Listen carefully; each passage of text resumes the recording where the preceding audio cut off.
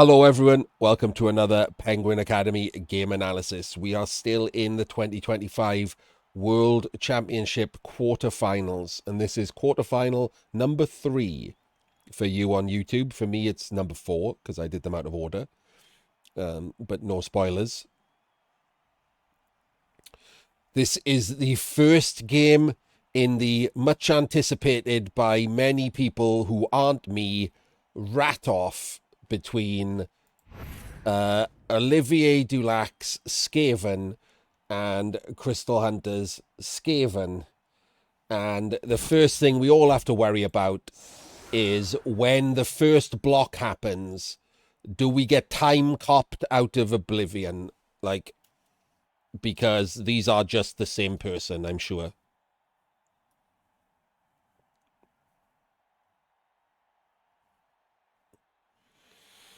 I've never seen Crystal Hunter in person. I'm pretty certain that it's just Olivier Dulac putting on a silly accent, a different silly accent.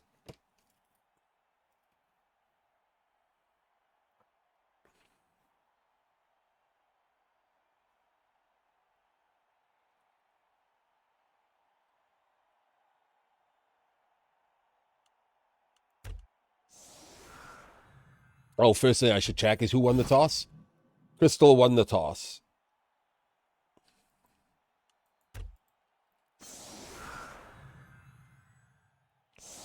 Welcome, Wilking, to what I'm sure will be a completely normal game of Blood Bowl where there are safe moves first and the ball is well protected and nobody rolls a gazillion dice. Oh, was Crystal? I mean, Crystal has been on camera, I think, before, so it's not like I'm just making a joke.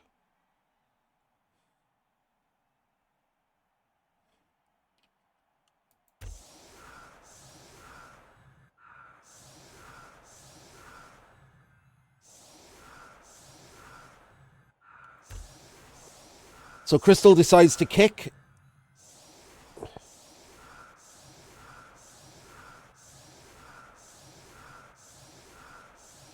Yes, with AI the way it is today. No, I don't. Didn't really believe that ODL was in fact Crystal, and he was just playing himself like two laptops next to each other.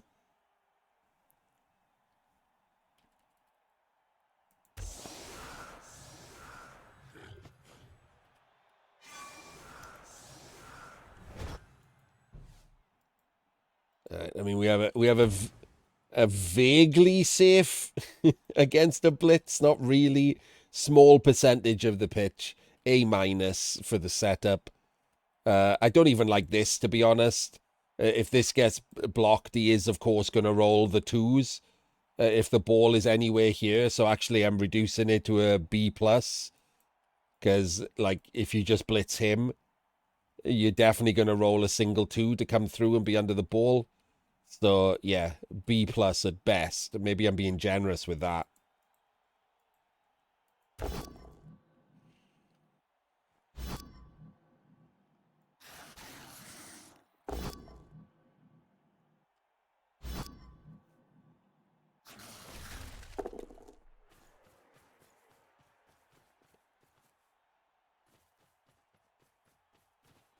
I mean, he doesn't. So just to be clear, ODL knows that this is not a screen, right? Why didn't he put him there? And then move the screen up. Like, this is not a screen. He plays rats.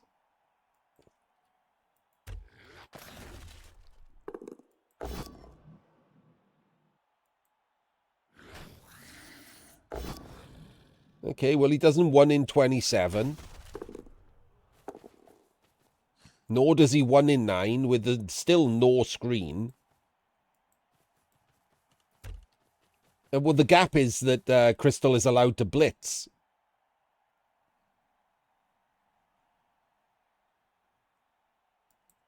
So the actual screen is these two. who are not in the right squares for a screen, are they? Because that's just a 2+ dodge. Whereas if he was 1-up and he was 1-up, then the screen is correct.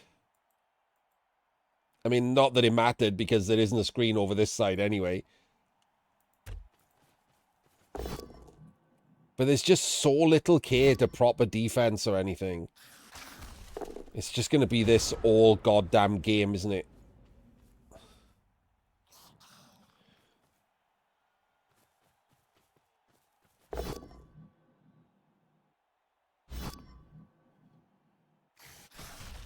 It's not that it's crap, right? It's not like any of these are crap.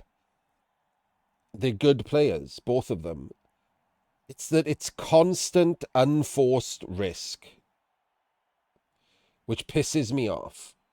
Because they could be good players and not do that. There's no reason for it.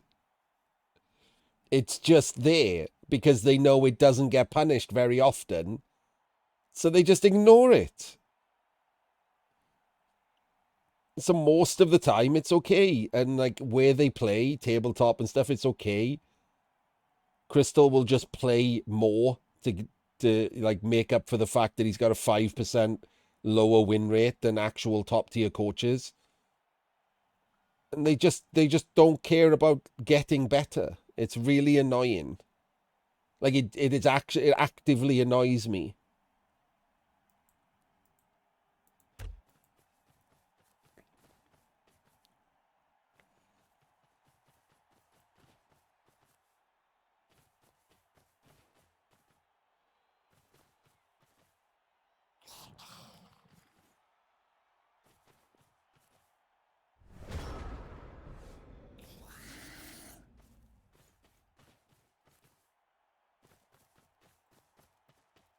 So I guess we're blitzing him and blocking him. We're just giving up an extra block for no reason. Again, that's what I mean, right? He did that on purpose. I don't understand. Like, he can blitz him, and then he can block him on purpose. He give up a block on purpose. It doesn't achieve anything. It's just risk. Like, he doesn't die very often, but in the game where he dies, you're fucked.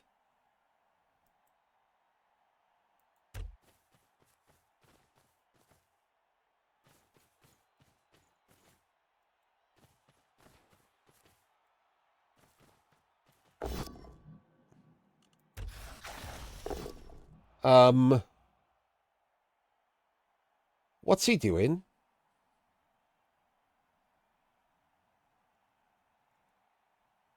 Why did this gutter runner go here? There's a rat there. So he can't dodge. He can't move. Is he just not going to take this block? He just can't take this block then, I guess.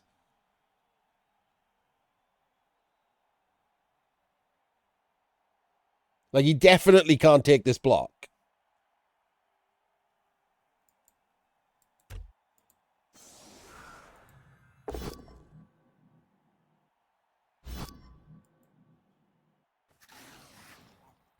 Okay.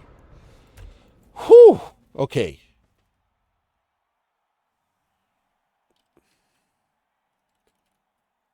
Well, no, because he can put the guard in. Wait, I can't tell whose player is who now. Fuck, hang on. Get off. Okay. He can put the guard in, stand him up, and then that's a 1 dice. And then this is a 3+ through to 1 dice the blockless ball carrier. So that's still bad.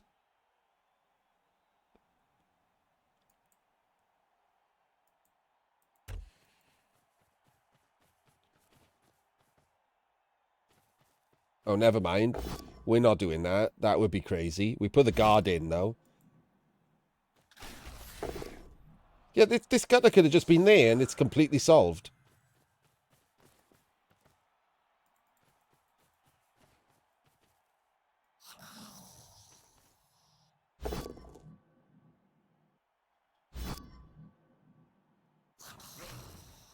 So it's not really about being greedy, right? It's about taking the opportunities that the game gives you. And you're more likely to take those opportunities depending on how good you think your opponent is. Like, if your opponent is good and you feel like they've made an unusual for them mistake, then the risk reward, or the risk versus potential equal opportunity, changes.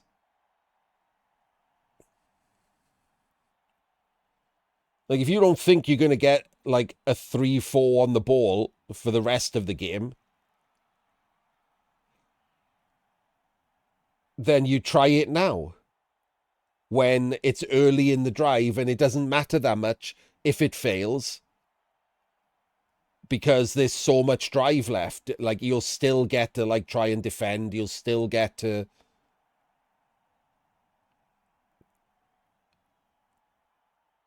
play defense. But if you get the 3-4 and the ball's on the ground, it's a shambles all of a sudden. It's honestly, not going for it does feel a little discourteous.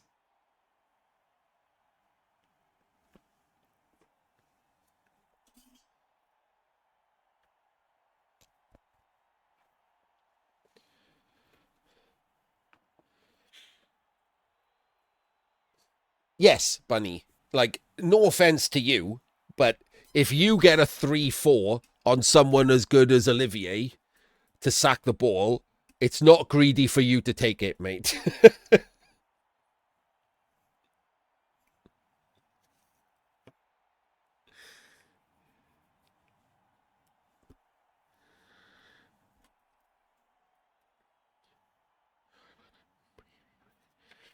If you get a 3-4 on me, you're either already dicing me or I've had a brain hemorrhage.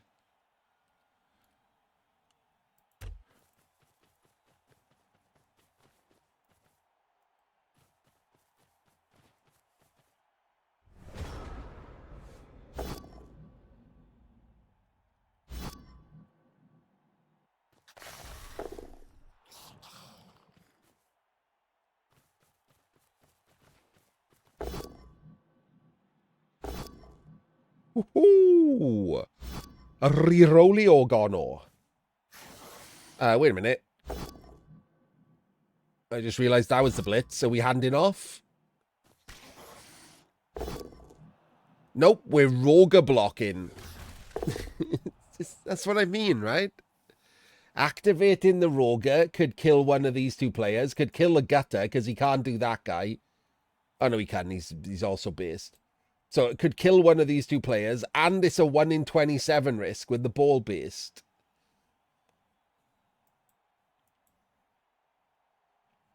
Like, at this point, I mean, I wouldn't, this is the problem, right? I wouldn't find myself in this situation, but if I do, I would do the lower risk, which is I would hand off.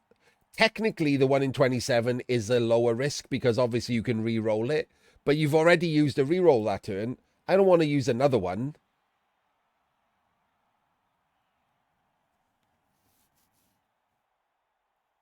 But if I do use another one, I'm gonna have the ball on a gutter, and it's gonna be screened. He goes there, it's screened, and we hand off. Like, but anything you do is dumb, right? Because the ball shouldn't be double based. You shouldn't have to be activating your blockless Roger with a block. Like, none of that should be the case. Because the ball should have been safer. Because you're rats, and you can put the ball basically anywhere you want.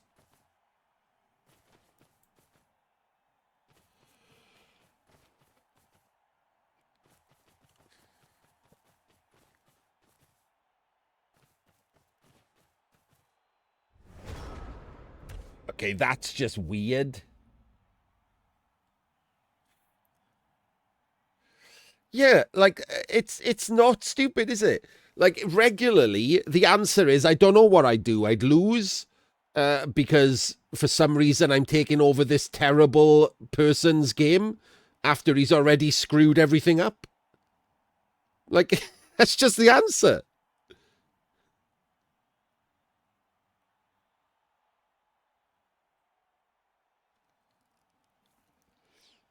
Like, there's no way to get, like, talk around that. That's the actual answer.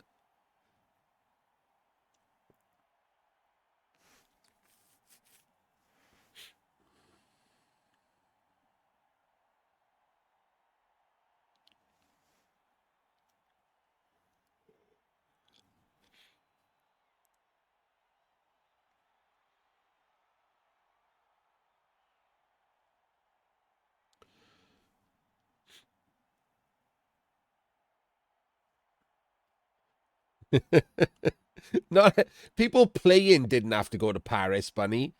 Like there's enough. There's more money in Blood Bowl than there's ever been. They're not flying the players in.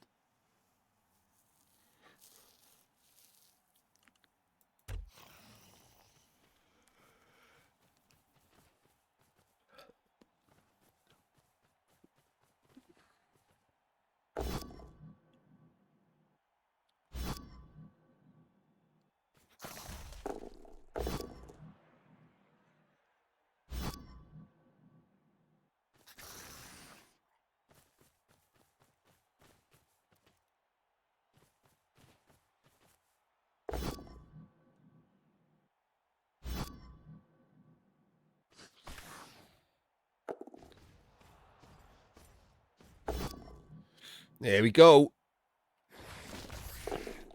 Cheeky Roger on the ball. Let's go. I mean, it's just getting two diced in the dick, but whatever.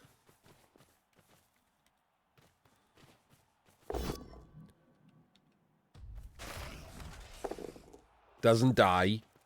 Has he got a spare rat? He doesn't have a spare rat. What a shame. That's when you use said spare rat to jump up and down on his face.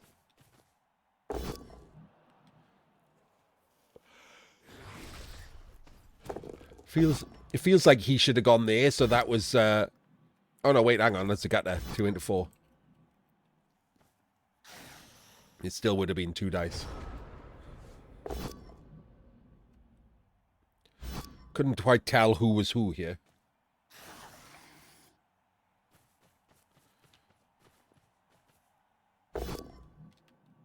Yeah, it's fine.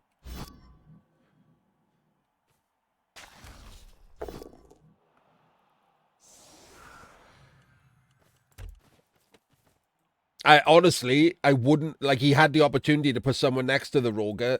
It was so worth the bonehead risk that I also wouldn't have put anyone next to the Roger.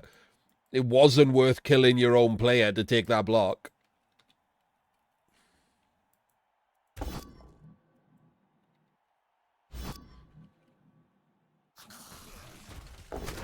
Oh, well, there you go.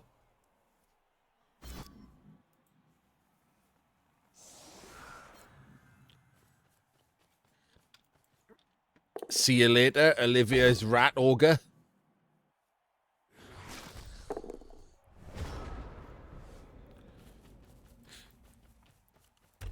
That would be the reason not to take the block, but I still would have took the block. That right there, because if you followed on to someone who was going to 2-dice you, whereas you were originally based on a gutter that wasn't going to 2-dice you.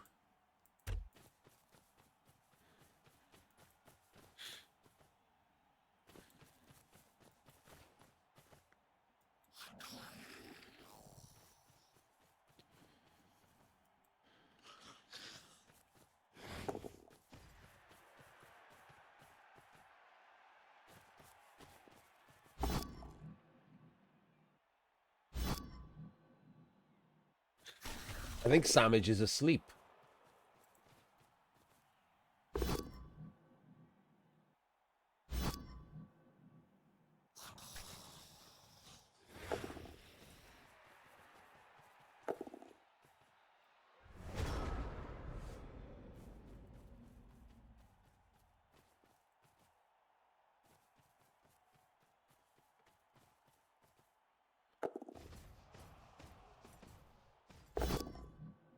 Another pow from the Roger. Just a stun. No spoilers at all, Jaeger.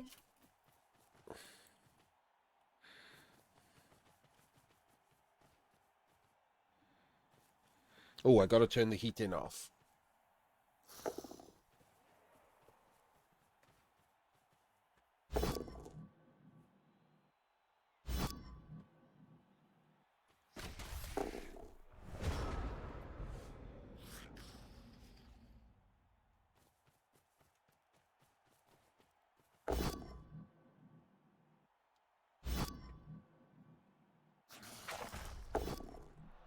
I can't DM you, I don't know.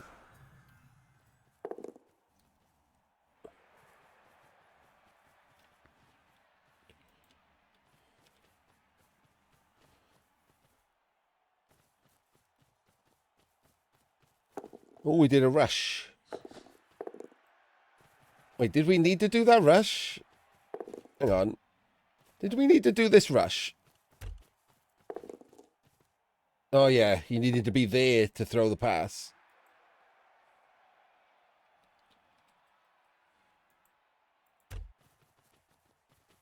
Yes, I actually don't give a flying fuck which one of these two gets through, because the next game is going to be identical, whichever one of them does.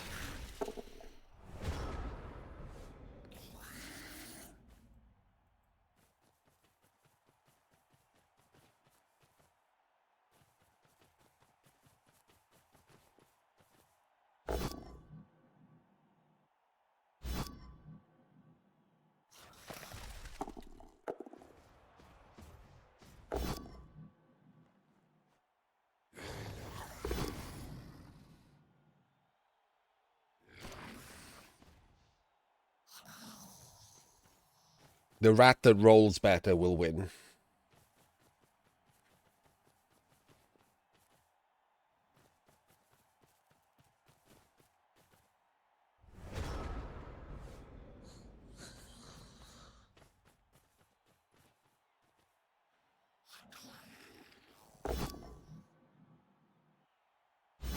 Are we going to do a handoff?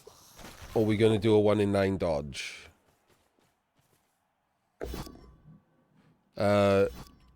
Neither. Crystal's rolled better because he's cast Olivier's Augur. Like I said, that's what the difference is going to be.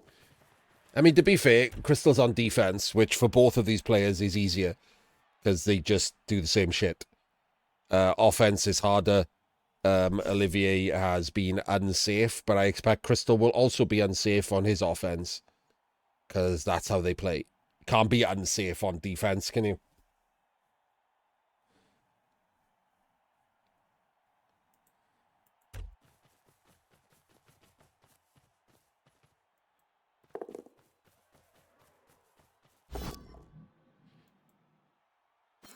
It's a really weird rush. It's a really weird rush to go there when you could have just gone here. 1, 2, 3, 4, 5, 6, 7, 8, 9. I guess you have to do this. 1, 2, 3, 4, 5, 6, 7, 8, 9, 10. I mean, it's still a 1 dice thing. It just adds a 3. I don't think that was worth the reroll. Just to add a 3.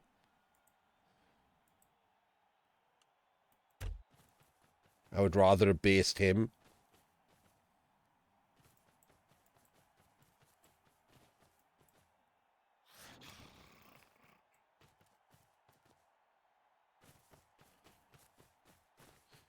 I don't think so. Crystal doesn't usually do a straight up dive. Then the column's wrong. I know, right? So many people still doing it wrong and wrong again.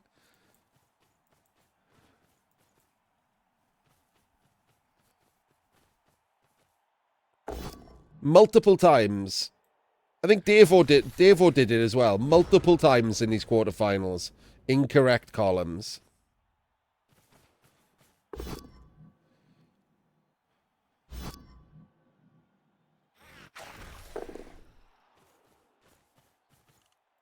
Because 2020, you can jump, Kiwi.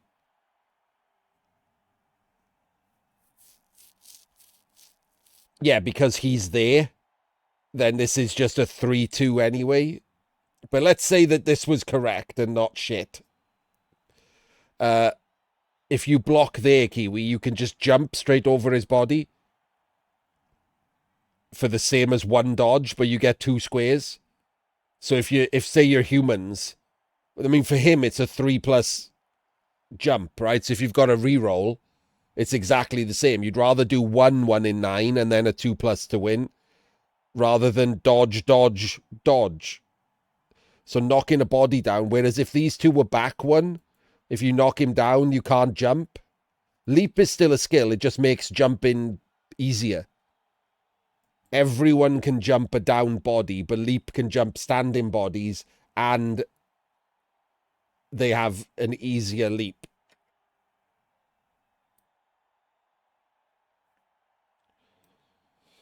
And Pogo is still a skill and is different as well. Pogo means there's no modifiers to your jumps.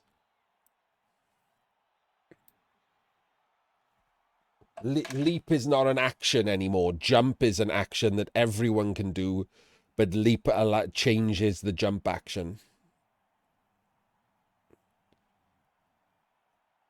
So it means that instead of close columns, you have a space in between. You have a grid now.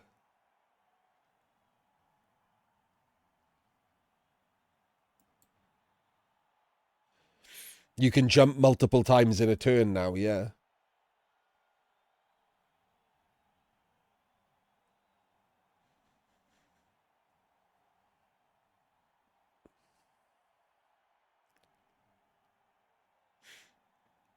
I don't think there's any reason to ever jump over a free square. No, that's probably why. Can you think of one? I'm trying to think if that's a thing. Would you ever want to jump over a free square? It's the same roll as dodging through the square.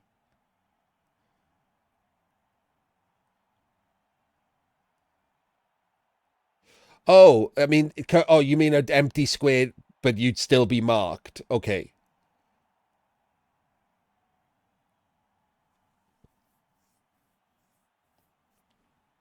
So you mean jump, like if he wasn't there, just jump from there to there?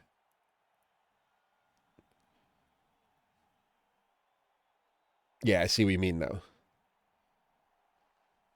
The free square was putting me off because, like, that's not free, is it? You've got someone marking you. But yeah, it is weird that you need a body in it. You can't jump over this square. But you can jump over this square because there's a dude in it.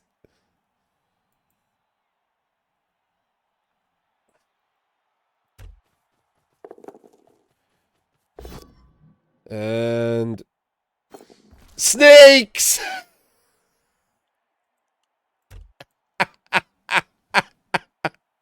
Wow. Wow, wow, wow, wow, wow. Wow. Wow, wow, wow. Wow. Well, there we go.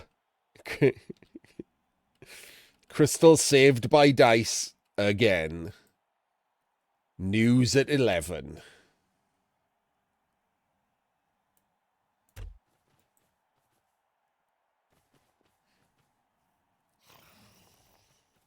He had no players to put a scoring threat, to be fair. I mean, he had no players to put a scoring threat because he used them to not be a screen. I mean, he could have put a scoring threat in because this gutter runner wasn't doing anything.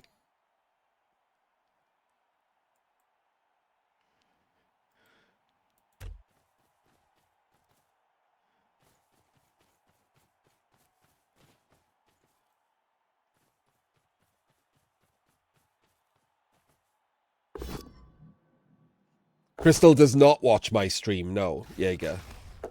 Crystal used to watch my stream, and then he heard me talking about his play. Then he had a little cry, and then he never came back.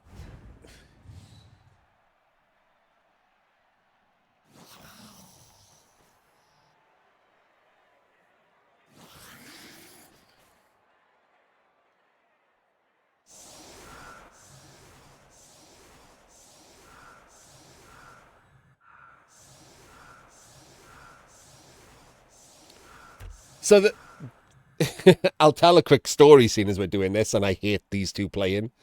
Uh, Back in the day, like Crystal was one of the coaches that I was aiming to beat. So back when I didn't know better, when I first started, I was pretty. To be fair, for someone who'd first started, I was pretty good. My first seasons were 50-odd%, which is reasonable for someone who's just started. Right? It's pretty decent. It's a good place to start from. So like when I play a game, I want to be good at it. So I looked around for who the people were good. So ignoring the first part of like, finding, the good players to watch and ended up in Jim's channel and all of that stuff.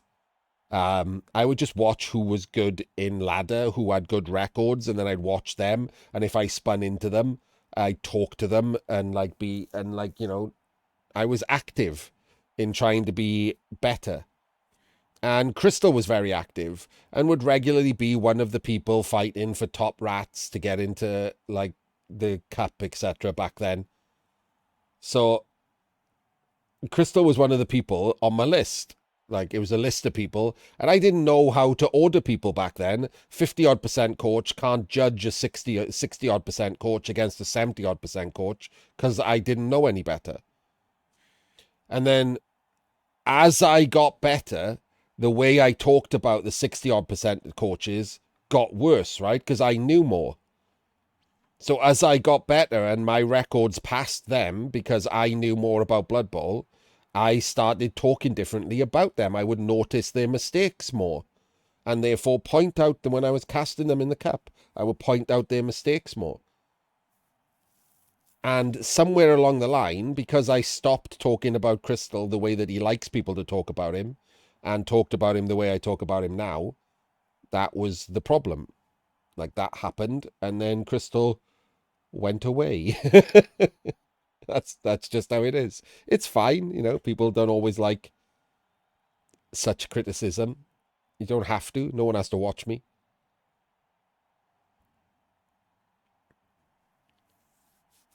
But yeah, we used to be a lot more friendly until that. And to be fair, things have happened since then that meant we probably wouldn't be as friendly now anyway. I don't like the way that he handled various things.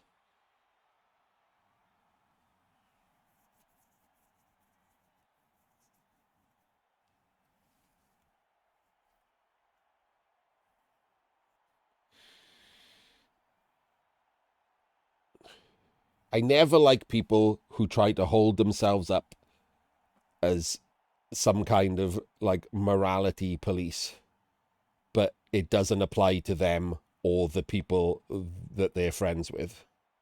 I hate hypocrites. It's why you won't see me and Crystal or me and Eliod having like a beer together. It's one of my pet hatreds.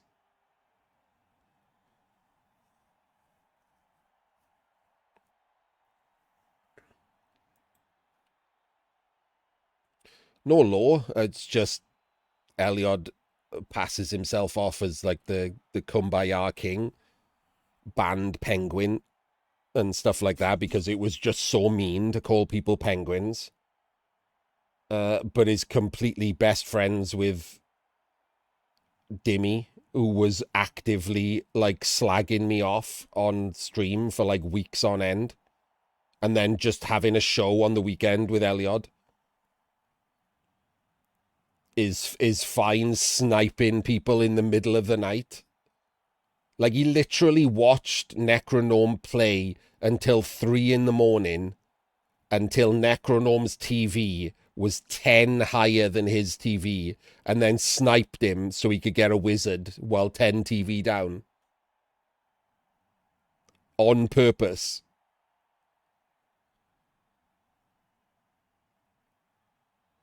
But somehow wants to be the morality police.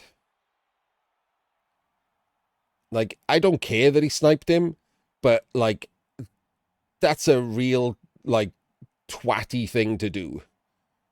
So you don't get to be the morality police and be a twat at the same time.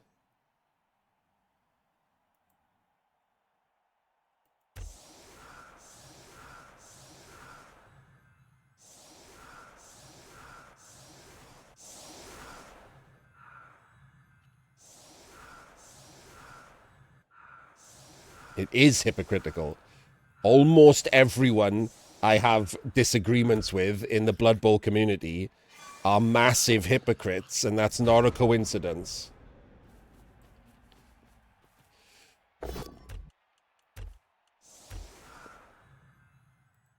Damn it. Right.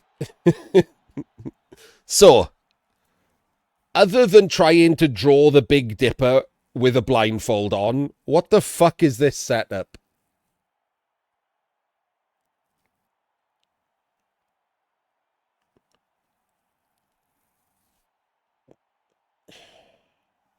It's just so weird. Like, what possible excuse could Crystal have for this setup being so garbage? Legitimately, what possible excuse could he have?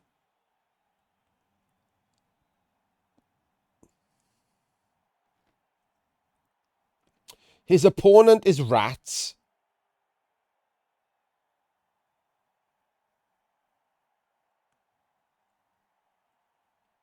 Like, it's insane.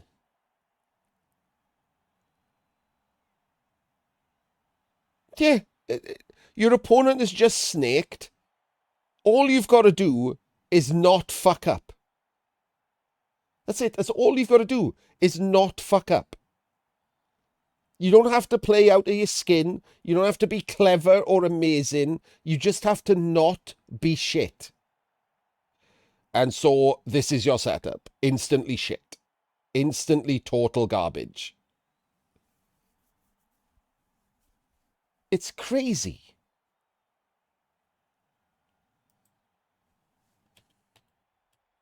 And you know what the response would be if Crystal was ever to actually be here and watch this? I disagree. That's what the response would be. I disagree. That's like the response of everyone when they don't have an answer.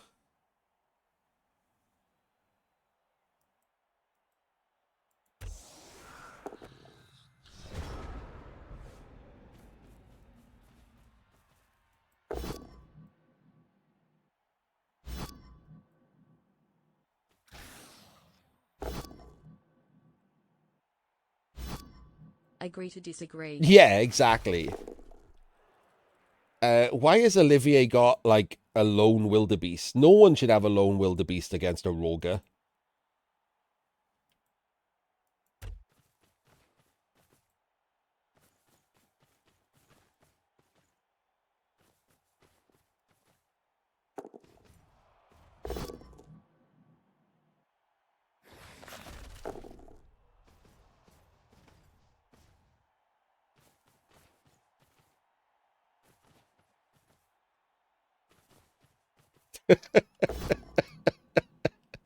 Right.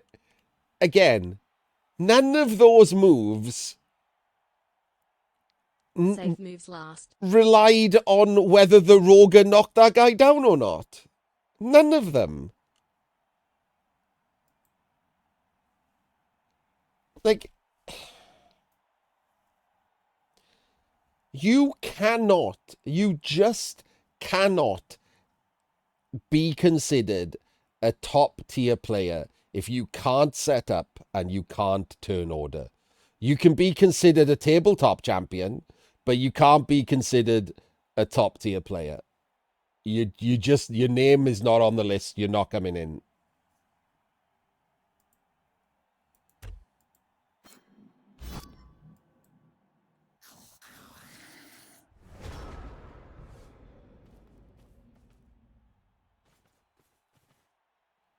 You can want it with all of your tiny Dutch heart, but it's not happening.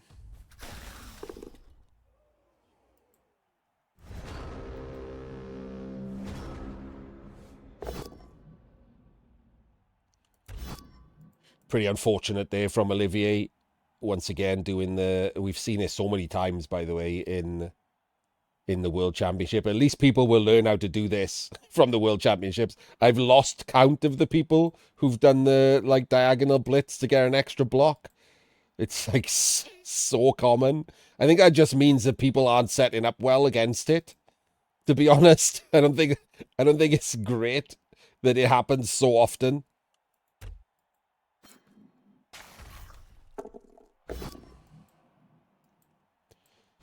But a 1 in 81 sucks. Burns a reroll. It's not the setups, it's the shapes. Like like they're not setting up, are they? But yeah, the defensive shapes are bad.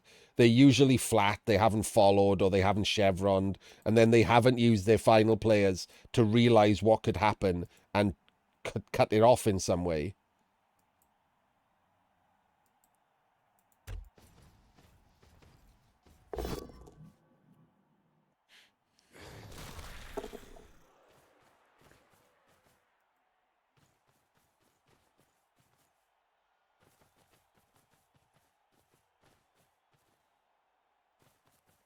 Why is this ball running up there? Why? Like there's claiming space, and then there's just you've got the advantage here, right? You've got a Roger. He doesn't. You've got the advantage. What? Okay.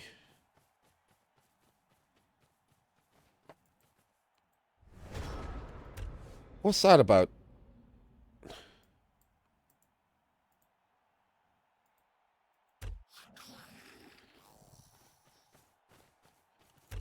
Can we do anything here? It's so hard to see what's going on. I'm turning these off. Right. I don't think we can do anything here, no. Everyone from Olivier's team is on the ground.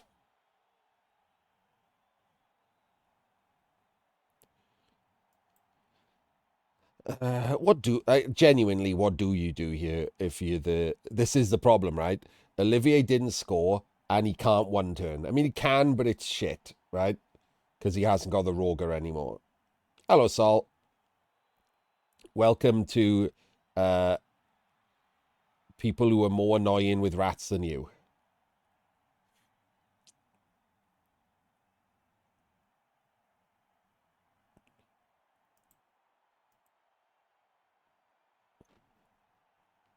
Just in general, they're really annoying to watch.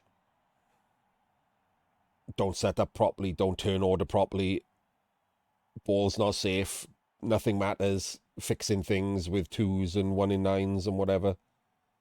That's just the life of watching these two play.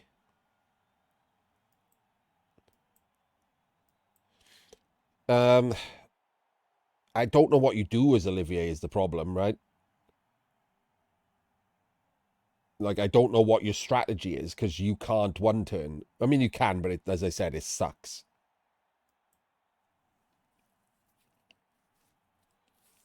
Way lower percentage to try and rely on the one turn. And because you don't have the Roger, you're outmanned on the pitch. And the ball is being carried on sure hands, so strip is useless. What are you doing? Just what are you doing? Hoping you outdice them for a couple of turns so they're in a shambles?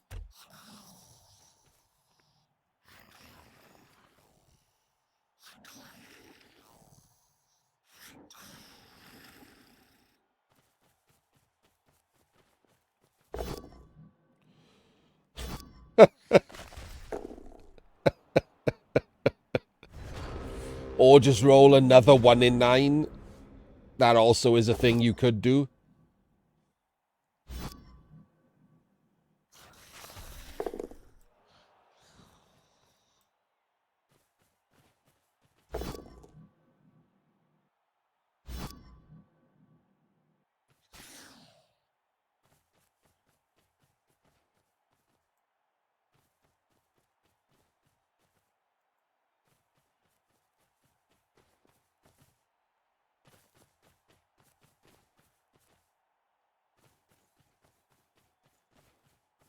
Another wide cage.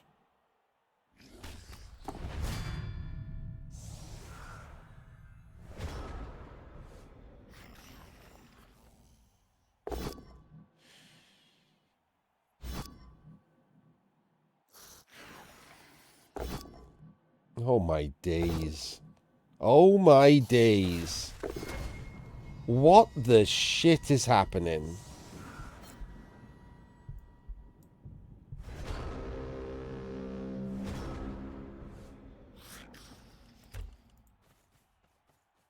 Has Olivier rolled a 1 in 81 into a 1 in 9 into a 1 in 81?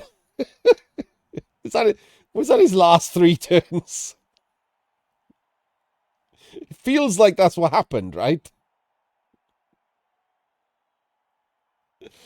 All right, so we just move the ball down into a cage and then block something, I guess.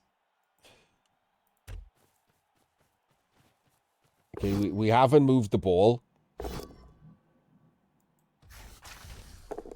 Okay, we haven't moved the ball. And we've dub-skulled into a 1 in 9. We haven't moved the ball. Even though we just had to re-roll a dub-skulls. So a giant flashing warning should have gone off in our brain that this seems real bad that we haven't moved the ball.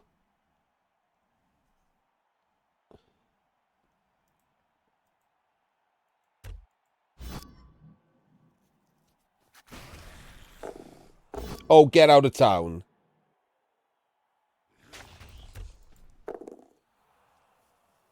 We haven't moved the ball, and we're 1 in 27 with the loner. The ball could just move. Why hasn't the ball moved?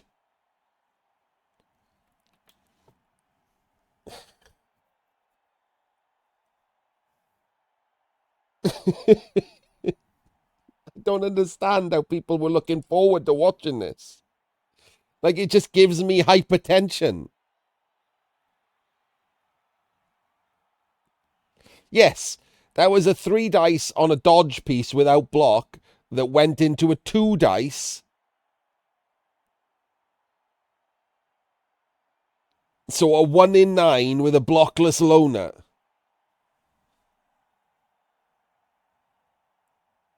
Not just after watching Olivier 1 in 181, he just 1 in 81 as well.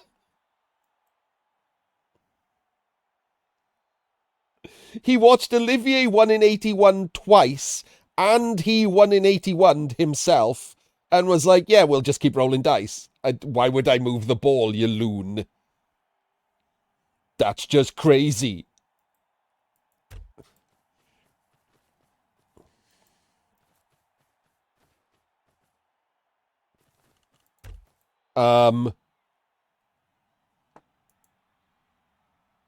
That very suspiciously looks like a handoff.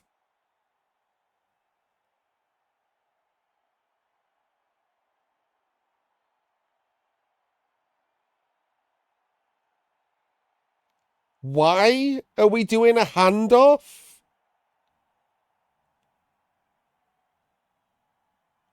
Like, that's a handoff setup, right? He's going to go there and hand off.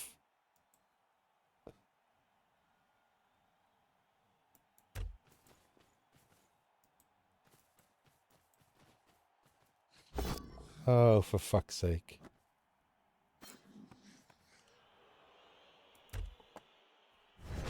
Must assert rat dominance with a 136 to lose. I'm sorry, he didn't re-roll it.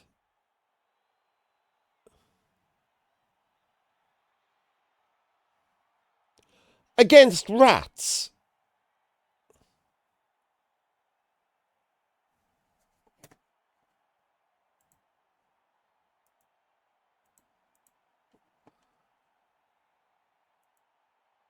I haven't had to use this in the entire quarterfinals.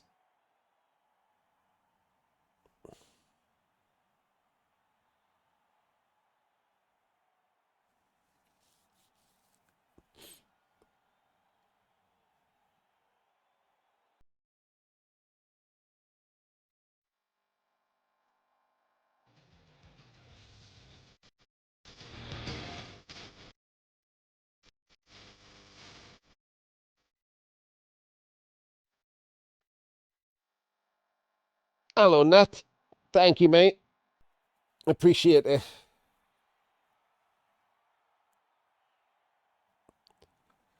Yeah, that's the bigger issue, isn't it? Even if he doesn't get like a dodge through, grab the ball thing,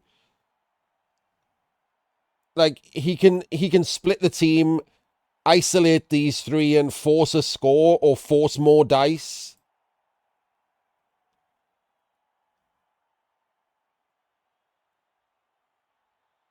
I like, what is the point in any of this?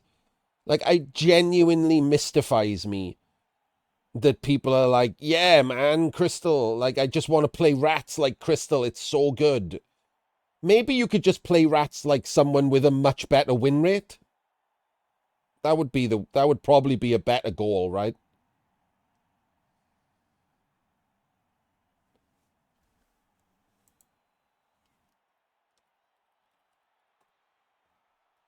Pick one of them. Go watch them play rats.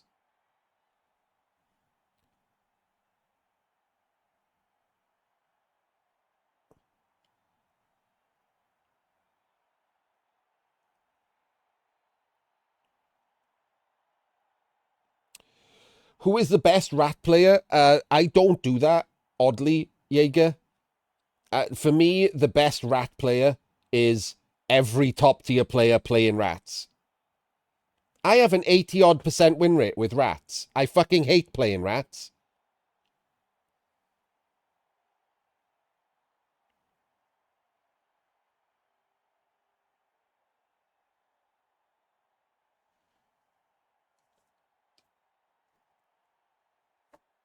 I think rats are my highest Blood Bowl 3 win rate, which is embarrassing because I hate it.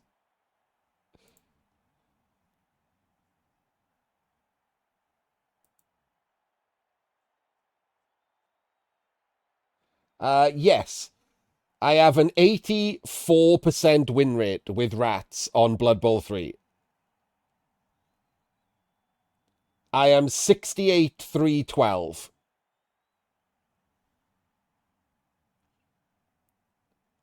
Nothing else is above 77.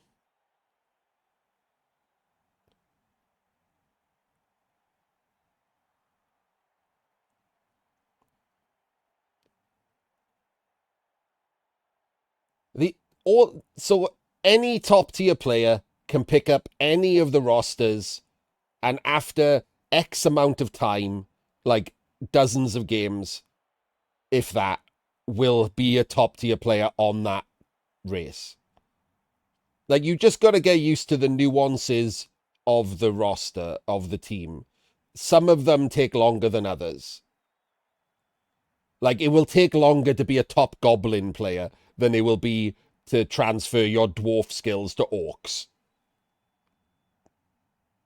But if you play goblins for like 30 games and you're actually trying for those 30 games to learn, by the end of that, you will be one of the best goblin players in the world.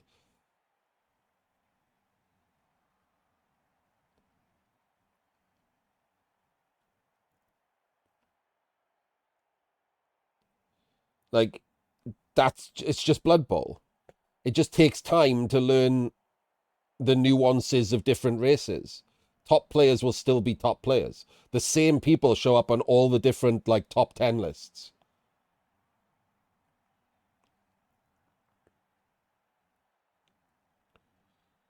You could play like Adge a lot more than Bash, so you slightly favor Adge. But your Bash won't be like 50% records. You'll still have a great record with any Bash team you take over.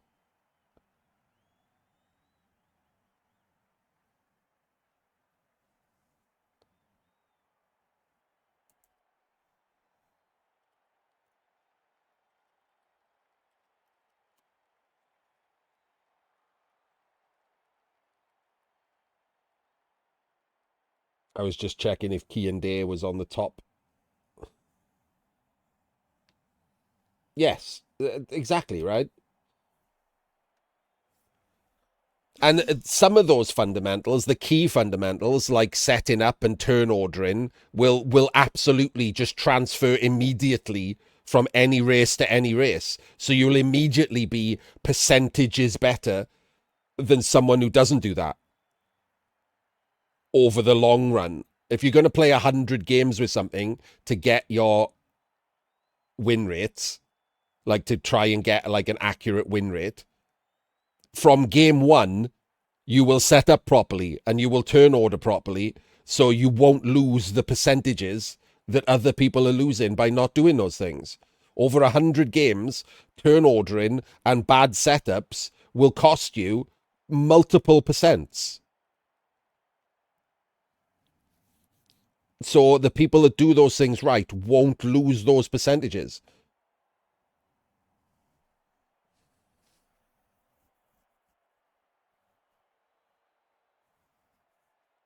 That's my highest win rate, Jaeger.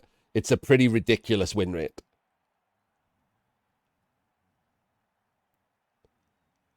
Blood Bowl 2.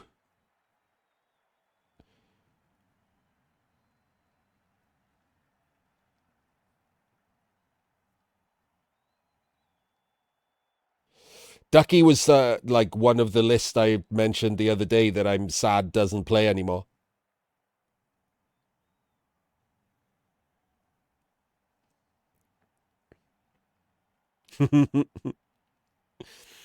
So for anyone who's wondering, the reason that I'm on a bunch of these lists, and the reason, to be fair, that I kept them wasn't just nostalgia. Like, it was because for the last, I don't know, year of Blood Bowl 2, maybe longer than a year, I wasn't interested in playing the cup. I was interested in doing this, which was trying to be the top win rate for things. So I played 100 games with multiple races, and the rules that I had were I couldn't delete a team or start again unless I would normally have done it, and I needed to qualify for the cup with the race that I was playing. Those were the two rules that I set myself, because I could probably have got slightly higher percentages on some of them by just playing like the first 5 games over and over again. The closest one of my records that is close to that, just playing the first 5 games over and over again, was Halflings, because that's just how I played Halflings anyway, because they died a lot. So I just start again instead of playing a team with not enough Halflings.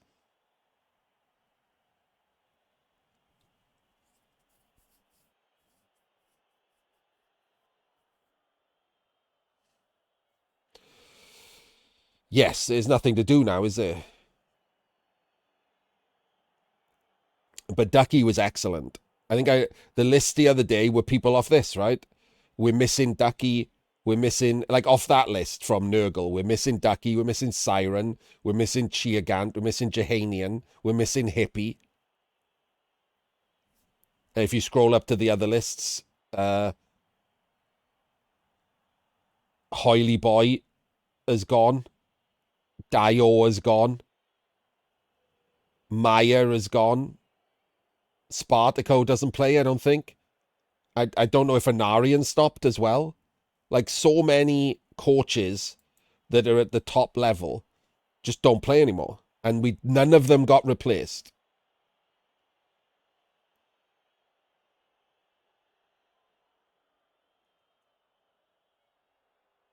Crucifer's gone.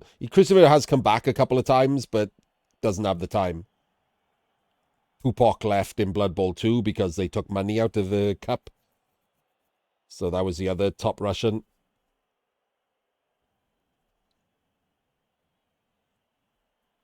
Polar Opposite, I can't remember his other name.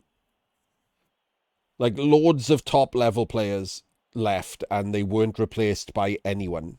That's the problem. Nobody rose up through the ranks to replace everyone that left. I could probably name 20 top tier coaches that don't play anymore, and they've been replaced by 0. Literally 0.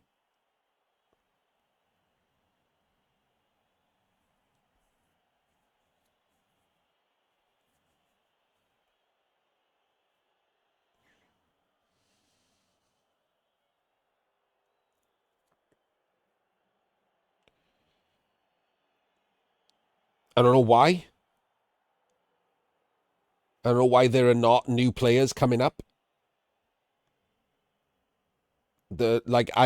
All of the new players seem to be like table toppers that just sort of plateau at like 60% and just be done with it because they can win stuff.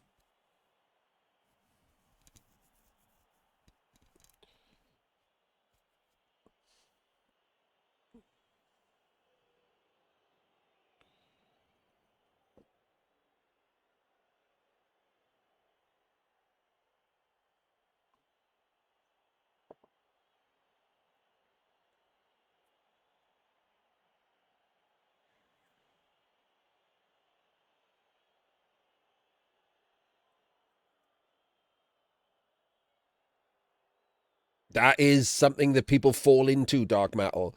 And whether it's conscious or subconscious, I believe that most people do that because it gives them an excuse for losing. You'd be surprised how many players start with something. Normally, they start with something like Orcs or Chaos or something bashy, and then they don't do that well, and then they just start playing like Ogres. It's so many people. Like, it might not apply to you. It doesn't apply to everyone who plays stunty teams, but it's a very common thing. No, I absolutely don't think that, Welly. I think what's happened is that there's no reason for anyone to put in the extra time to get better. Because you can get to a certain level, the mid level, and win because it's Blood Bowl.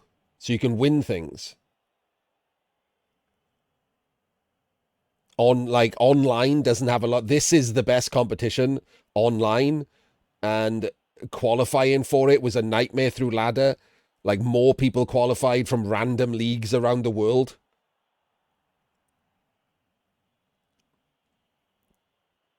Which is why it was such, an absolute melting pot of like talent levels.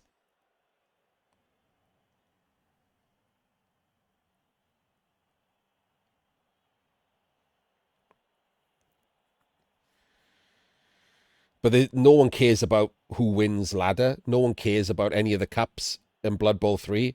There's nothing to make someone put in the effort. Because it takes effort. Everything takes effort. Worse than that, whenever we talk about this seriously, I'm sorry this is going on a bit long. Whenever we talk about this seriously, like, me and Jim are both happy to say that our level, which is basically the top level of Blood Bowl that most people are at, isn't the top level of Blood Bowl. Like, if we readjust compared to actual, like, sports that have money in and stuff, we're the good players. The great players don't exist. If this match was worth 10,000 euros, I could tell you the exact odds of every square the ball was going to land in when it went out from here. Because it would have been worth me memorizing and learning that. That's the next level of Blood Bowl that no one is at. Because it's not worth it.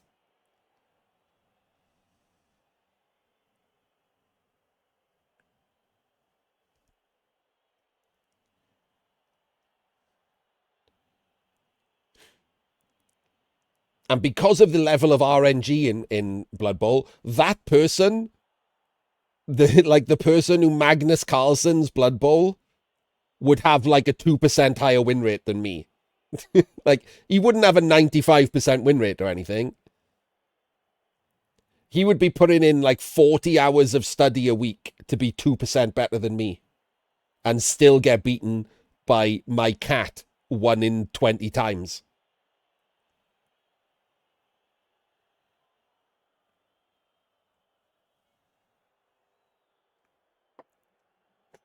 So there's that as well.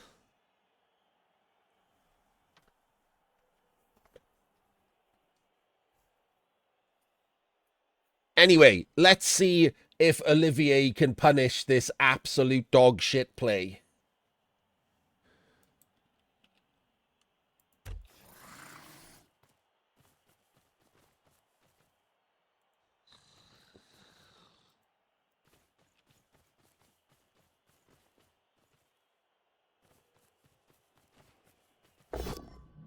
Good start. Go go, Arts Cat.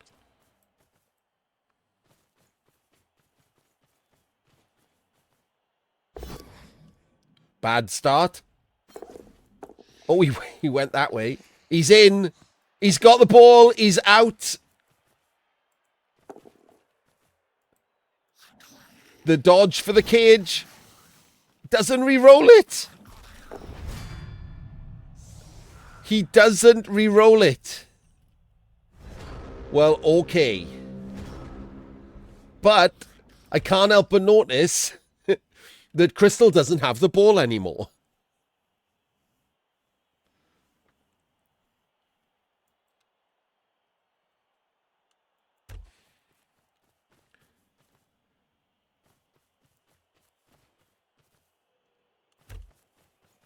I don't know. Would I have re-rolled it? Good question. Let's go back and look to see if I could have arranged this better. If we knew what we were doing, why is that guy there?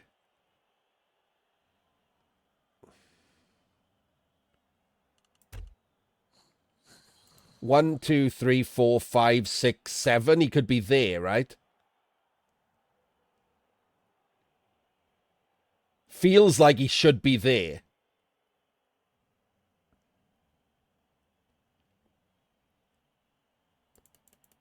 Because then, if he makes it out, he's the other side of these two.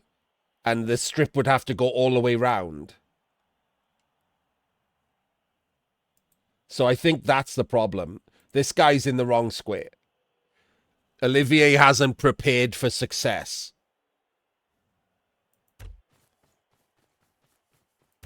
What he should have done is known what he was going to do, try to block this, try to get the ball, and just mapped out where he could get to. So 1, 2, 3, 4. I don't even know. Did he have to do the dodge here, by the way? 1, 2, 3, 4. 1, 2, 3. I don't think so. I think he dodged through this square for no reason, didn't he?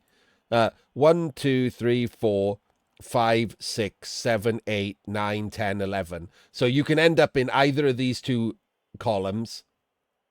So, yeah, you know you want to be here, right? You can be here. So this is where you go. So he just hasn't planned out in advance what he was going to do. Because if he goes there now, that's why he took the second dodge, because he wanted to go there. So why the fuck, if you were going to go there, why are you there?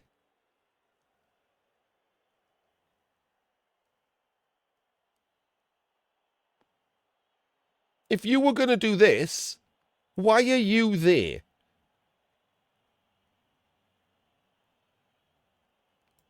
So, like, him being there is good if he's there. Because then you roll these dice, you get back to there, and he just makes a 2+ to complete a cage.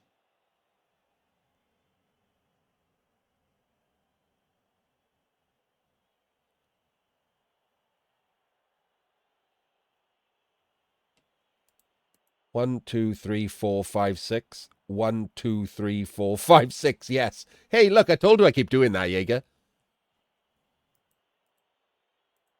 So yeah, he should have gone round him that way to avoid the dodge, the second dodge, because he pops dodge from the Roger. So he could have waited. He should have waited. He should be there. He should have waited. He should have done this. And then if you do all of that and you've got the ball and you're in this cage, because at the moment he's not helping and he's not doing anything, is he? If you don't make this, him being over there is utterly useless. So you might as well leave him there to do the rush at the end. Because even if you fail the rush, your body helps. Throwing your body into the square on the corner of the cage helps.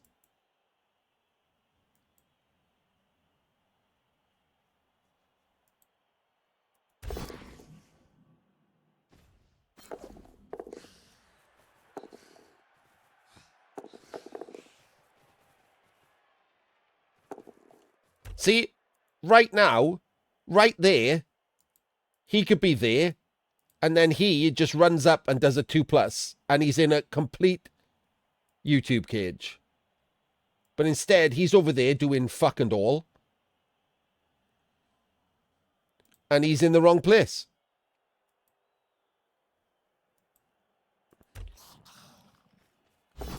And this is game 1. Like, you can't be like, oh, he's been playing Blood Bowl for 4 hours. He's probably tired. It's like half an hour in. It's just crap.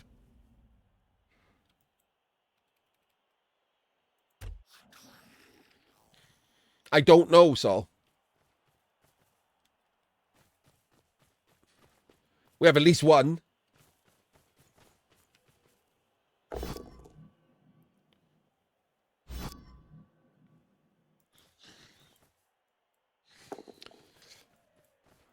Night, Welly. So we get the strip, but we don't get a knockdown.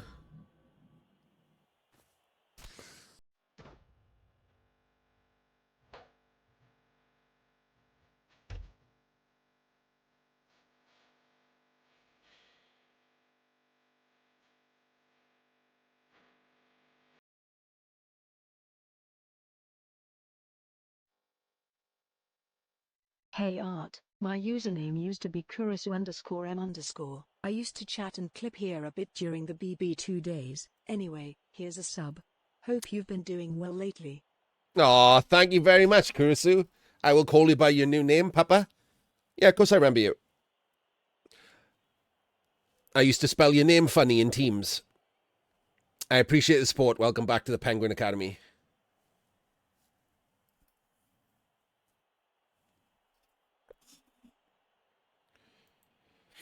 Yeah, I mean, this is a 4+ pickup. Like, if he 75%s it, it could fuck off, right? And if he doesn't, he's going to have to score, isn't he? 1, 2, 3, 4, 5, 6, 7, 8, 9. He's just going to have to score. Like, he can't stall this. He's got no other players left. Just stand in the open. Hope he doesn't get powed.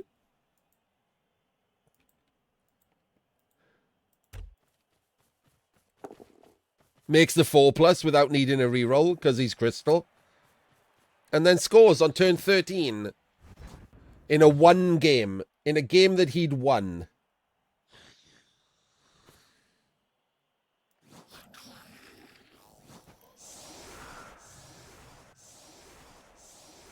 Now he has to stop 10 rats because he didn't get the gutter back. Oh no, it's 11. He's got 2 spare. He has to stop 11 rats from like 4 turning. Yeah, 25% and not even score there.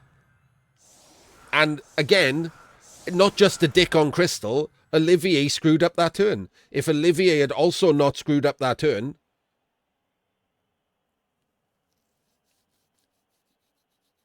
he would be in the driver's seat. The ball would be on a blodge gutter, like, that was at best based. Yeah, overtime's only in a 3rd game decider.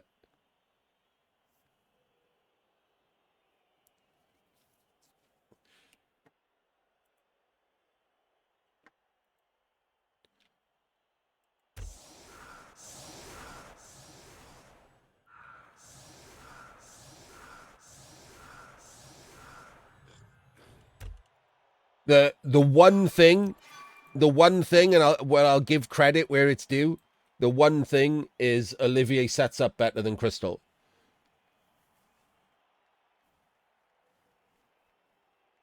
Crystal sets up like a spod. I got no idea why he sets up so bad. But at least Olivier sets up reasonably well. Yes, these don't have to be there. This is the weak spot. This blitz here to come dodge through there on a 2+. But it's at least a B+, maybe an A-. It's not an A or an A+ because no one's on the LOS for a short kick blitz. But it's something.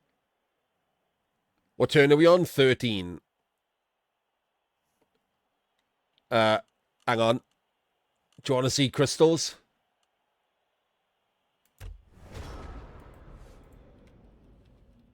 That's crystal setup against Olivier Dulac with rats.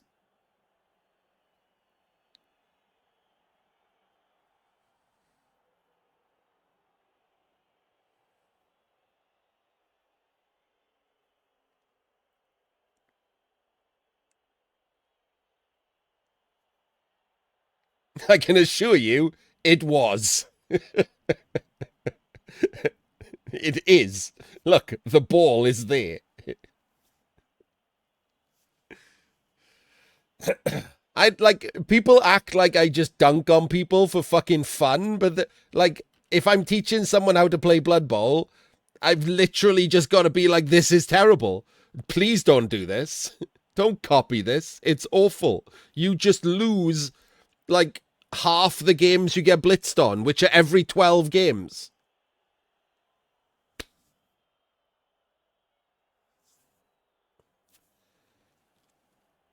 Just fucking set up properly.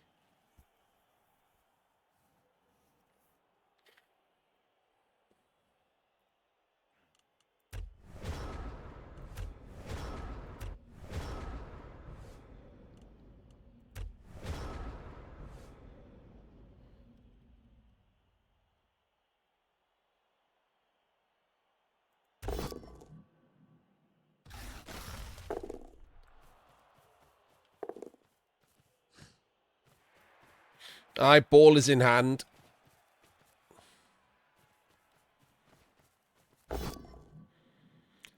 Look at that. Ball is in hand. He even takes a blitz. He even takes a blitz on the players he has blocks on. Because it's safer than the blockless block.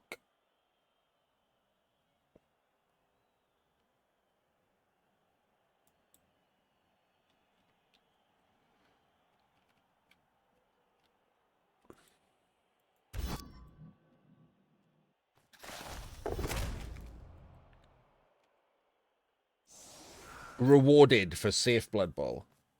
I don't even know what that means, Samage. Oh, do you mean the money that YouTube owes you from streaming, but it hasn't paid out because it wasn't enough?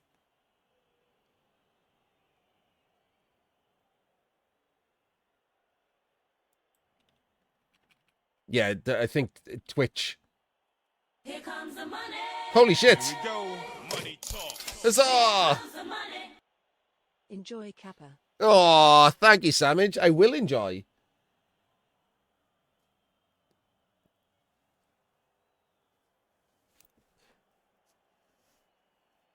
You earned a new badge.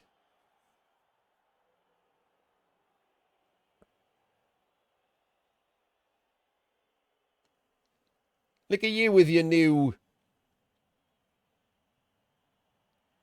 What is it? Hexagon? I got confused for a second, I'll be honest. My brain was like, what shape is that?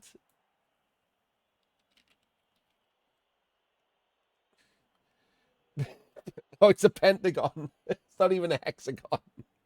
It's only got 5 sides. My brain was more confused than I thought.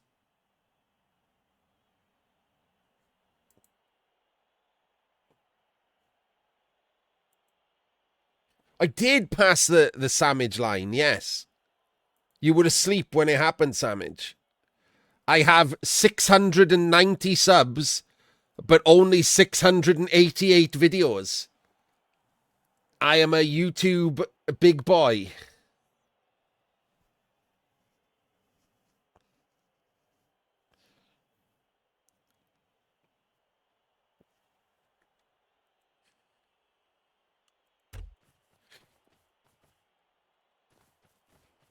my own fault for uploading like 350 videos in one day. The start. No, on YouTube, Saul, calm down. There's no money on YouTube.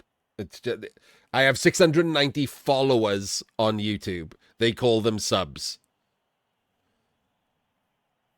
I can't remember what they call subs. Members? I think they call them members, which is kind of embarrassing. No one wants 690 members except people into hentai.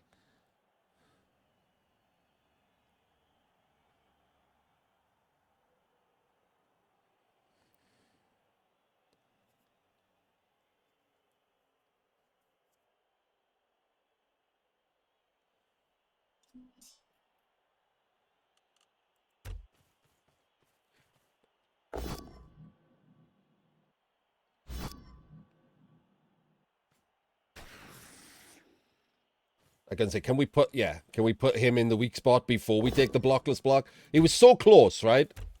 Like, he played so safe with this mighty blow block.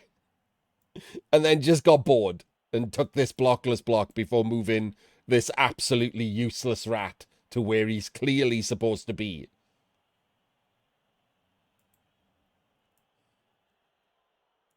Yeah, I don't know why the mighty blow is there. Maybe he couldn't reach further over.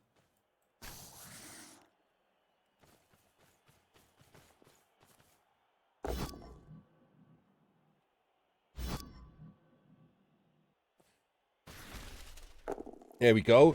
Gets a stun. Should be out diagonally.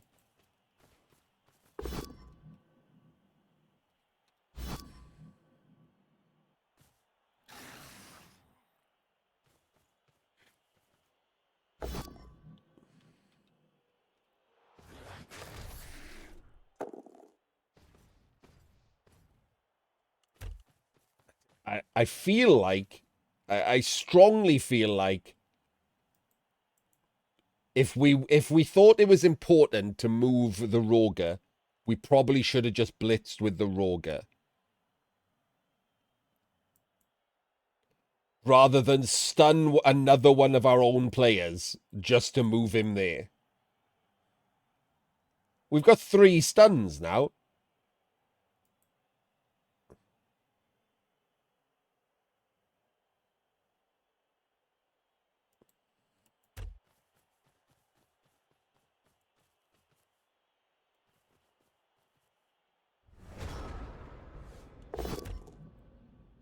I feel, is we just gonna throw past you? This looks a lot like we could just throw past to him.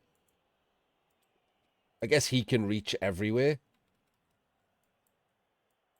Oh, we full powered this gutter, so that's nice.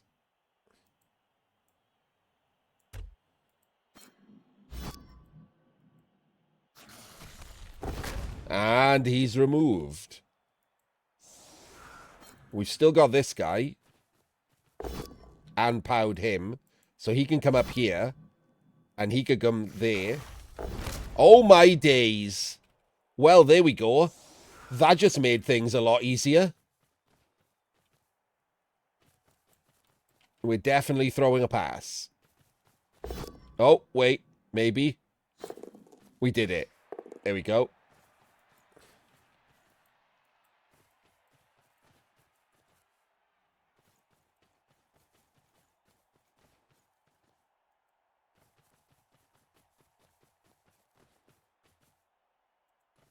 Gonna go there. Really? Oh, I thought we'd go there and 3 dice him. Because it feels like you don't need that back one. 6,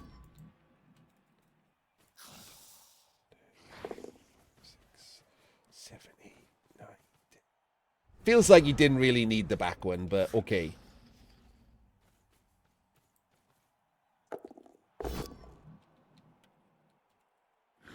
Not enough to do a rush to get there.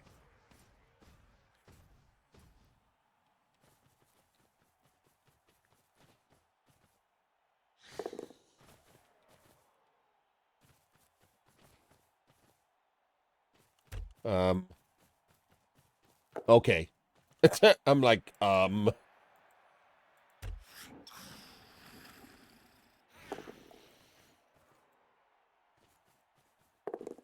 Of course. We fail nothing.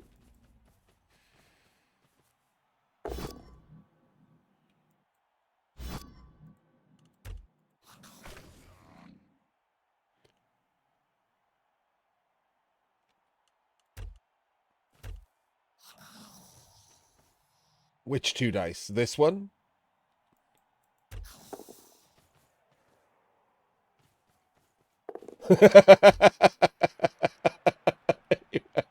Went round the top.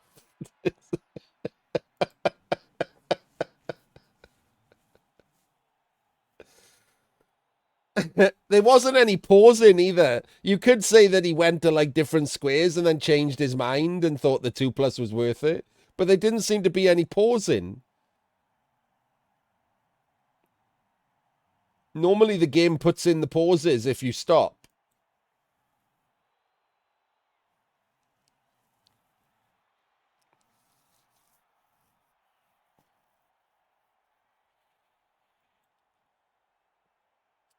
Right, so there's no one here. So for 1 assist, that's a 2 dice block, right? Because we got the guard, we got the assist. So 1 assist here makes that a 2 dice block. That frees up him and him.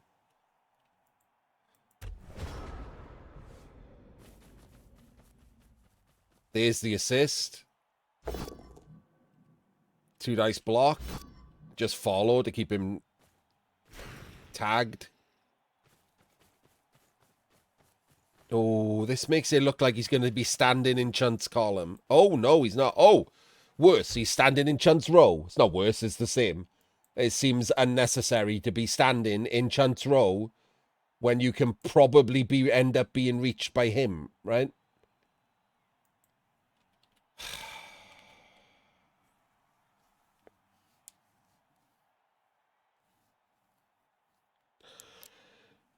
Let's see how it ends up, but it feels like immediately that's wrong. Oh god, and it's a wide screen.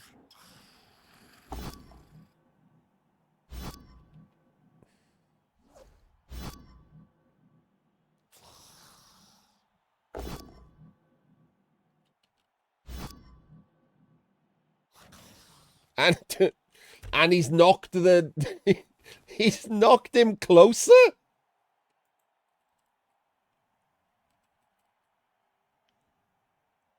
Wouldn't you knock him sideways? I don't know what's happening again. Okay. That's not better. You've left this dodge out. Right.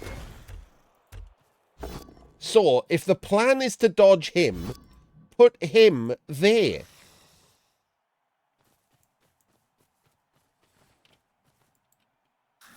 And then when you dodge him out, you can put him there.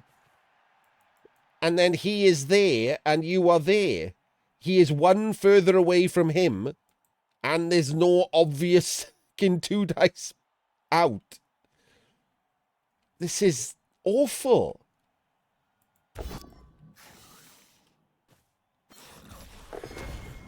Well, he's also killed his own mighty blow. Not that that matters at this stage. Like, this is genuinely bad, isn't it? The rat is in Chunt's row. I guess for people who are in lurking or whatever, like, the joking name we've come up for it. So this column here, 2 in from the thing, and this row, which is the same thing, right? It's 2 in from the sideline. And then this square are the worst squares to stand in if you can be sacked in any way. You can stand there if you can't be sacked. You can stand there if it, the risk reward for your opponent is good, like you add on extra dodges or rushes or something. But if you don't, like, it doesn't do anything here. You can get stripped and pushed into the end zone, and now there's a 3 and 8 that the ball goes in the crowd, gets thrown in somewhere, and he just picks it up with a rat. And now you don't draw. There's just no reason to stand here. This rat could be there. This rat could be there. And then this rat could be there in the stall square. And no amount of strip balling is going to particularly bother you that much.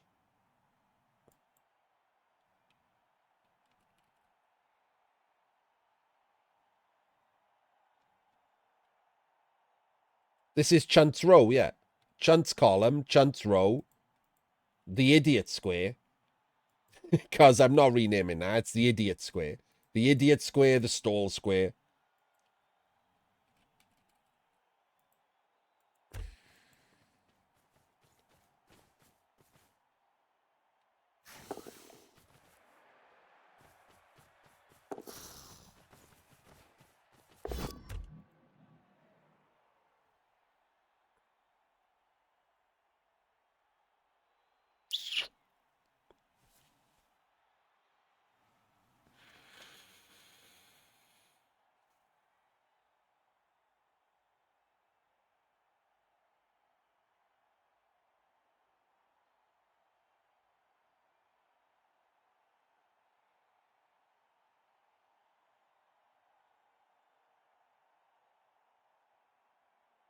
I mean, I hate it. I hate it because the problem is, even if you get a strip here, you're unlikely to roll the 6, right? So even if you get a strip, there's going to be bodies all over this ball. Then you have to extricate yourself from here, which is at least a 1 in 9. Unless you try the Roger to block, and the Roger can just kill you. So that also seems bad. And then you have to go and pick up in multiple tackle zones. There's no handoff play, so you're still just going to be standing around with the ball. You can get powed again. So this is not the play. Like, this is just blatantly not the play.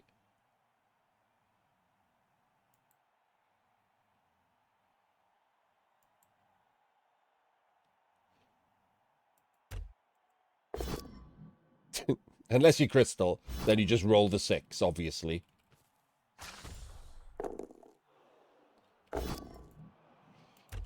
So that is an interesting question, Noamto. So rolling the red dice could be fine. Or you could risk the Roger to get out of this gutter's way. So this gutter can go and mark him. And you can do the 1 dice. Because you've got another gutter to go and get the ball, and a downed rat, and this guy at a pinch, or this guy. You got other ones who could get the ball. And if the Roger rolls a 1, you just hit this gutter, so you can still sack. And then you have to do the red dice, right? If you risk the Roger, and you roll a 1 and hit him, then you have to do the red dice because you need the throw in because you've just blocked your recovery. So after that, it sort of makes the choice for you. I would risk the Roger, yes.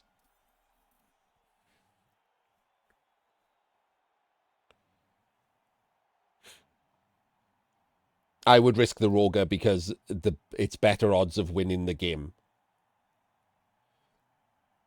Rather than better odds of the 1 action.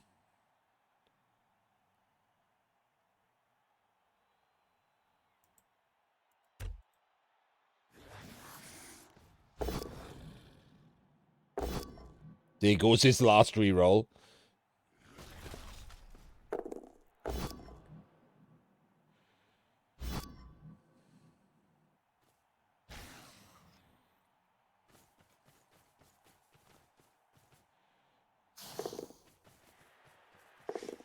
Straight through.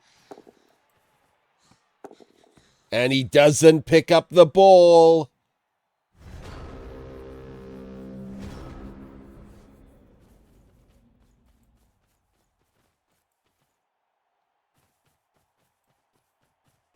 So he's going to do a 3 dice.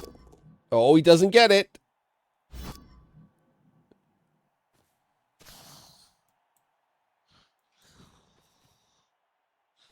He's going to chain. He still doesn't get it.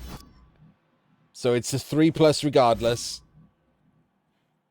1 in 9 to score. Got it. We have a draw.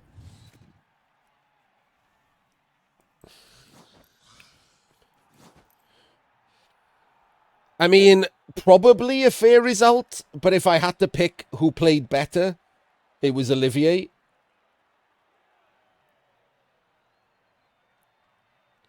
Maybe not enough to think that he deserved to win. Like, probably isn't, like, worthy of a loss to set up like a spot.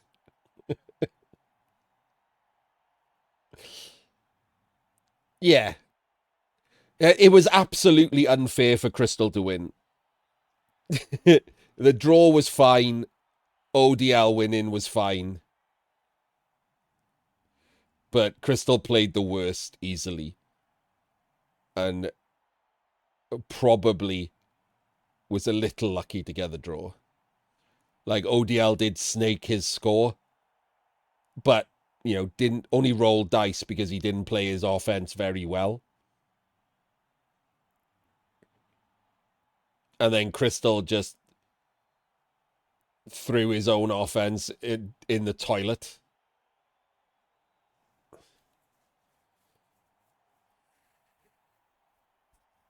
I don't think you've been looking very hard, Noamto. That seemed like standard Crystal to me. Anyway, we'll do this again. We'll run it back, and I'm sure I'll be much happier the next game.